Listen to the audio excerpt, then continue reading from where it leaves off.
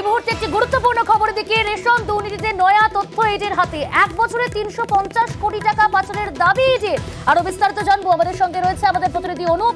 Anup, ED সূত্রে কি খবর, কি নয়া তথ্য, কি দাবি করছে ইডি?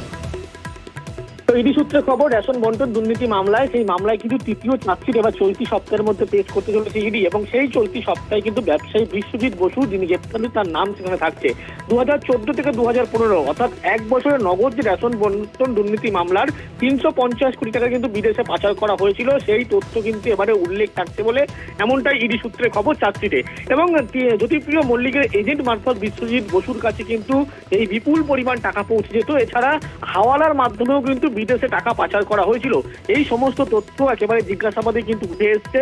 এবং যে টাকা যে বিদেশে পাচার করা হয়েছিল থেকে শুরু করে একাধিক যে লেনদেন সংক্রান্ত যে সমস্ত তথ্য উঠে এসেছিল, সেই পরিপ্রেক্ষিতেই কিন্তু জিজ্ঞাসাবাদ করা হয়।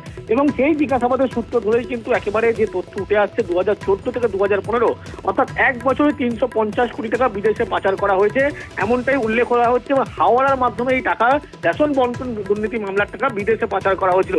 বিশ্বজিৎ বসুর ক্ষেত্রে যে সমস্ত এই তথ্য উঠে এসছে, সেই পরিপ্রেক্ষিতে তৃতীয় চার্জশিট দিতে চলেছে। সেই তৃতীয় চার্জশিটে কিন্তু উল্লেখ থাকছে বিশ্বজিৎ বসুর যে সোনার ব্যবসা ছাড়াও একাধিক ব্যবসা নতুন করে কিন্তু হদিশ মিলেছে। জিজ্ঞাসাবাদের তথ্য ধরেই কিন্তু এই সমস্ত তথ্য উঠে এসছে।